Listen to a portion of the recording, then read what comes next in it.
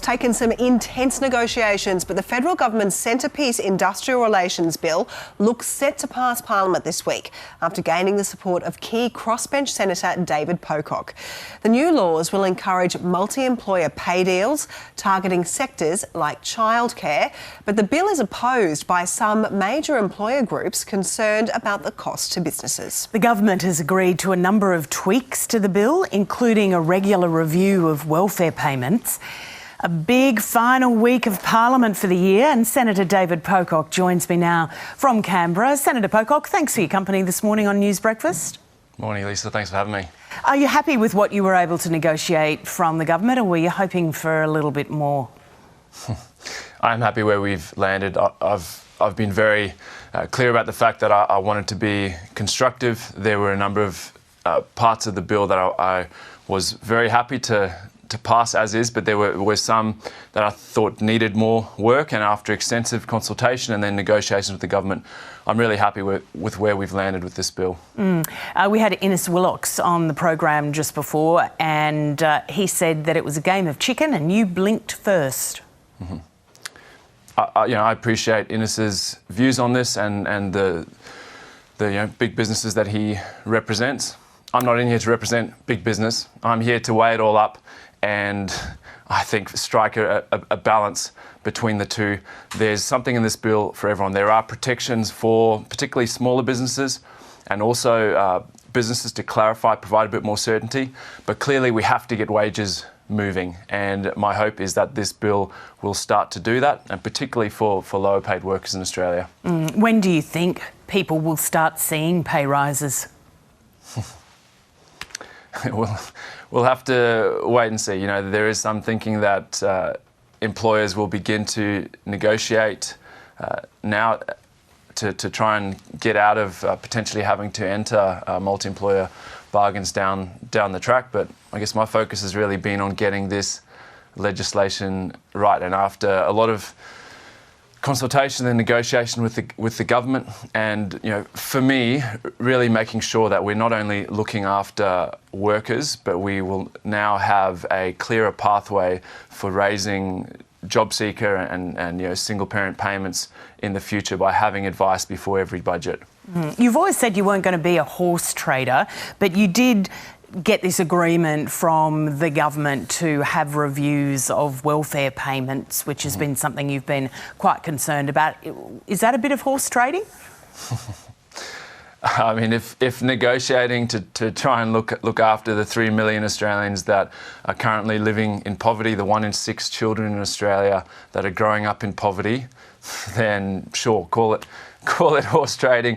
From where I stand, that's incredibly important for all of us and for all of our futures to be trying to create a more inclusive society. And it was really important to me, and something that I put on the table with the government, saying I'm happy with where this bill is now. I'd also really like this new committee to be set up so there's more transparency and we can further the conversation around these big important decisions when it comes to the budget. The government will often say, governments in the past, no matter what colour they are, that budget pressures mean that they can't increase job seeker, they can't increase those welfare payments.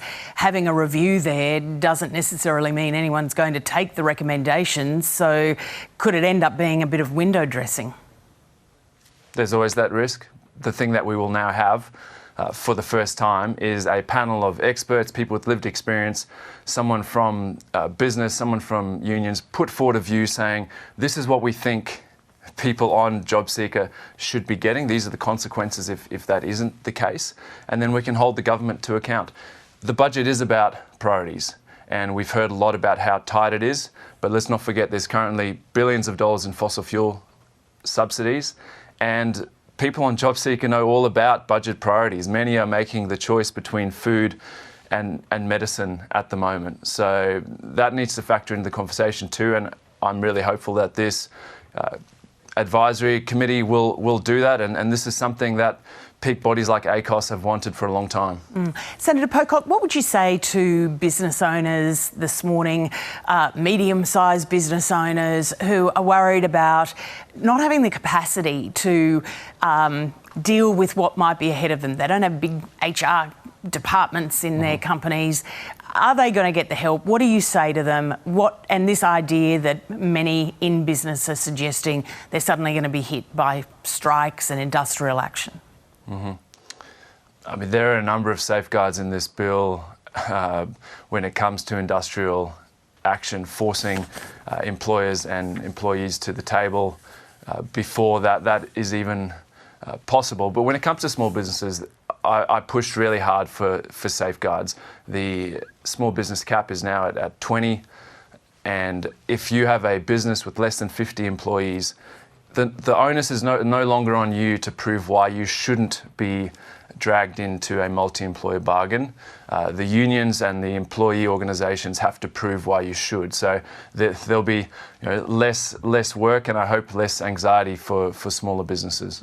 On a personal note, Senator Pocock, you've only been in Parliament for 6 months and you've already ended up in this very intense negotiation where you've sort of been the target from both sides. Tony Burke, the Minister, said that it had not been an easy negotiation. And this morning you've got business groups telling a national audience that you blinked and you could have got this other ways, what you'd wanted to see. How was the pressure for you and are you up to what might be ahead? I'm really enjoying it so far. It is honestly such a privilege to represent a community that I love here in the ACT on all these big issues. And on this, from the start, I said I had concerns. My team and I worked really hard to get across the issues to consult, and ultimately landed in a place that I'm really happy with. I know it's not going to please everyone. That's fine. That's politics, and I'm willing to sort of cop that backlash, but I'm really happy where it's landed, and certainly the feedback I've been getting from people here in the ACT is that people are also happy. All right, Senator Pocock, thanks for your time today. Thanks so much for having me. Cheers.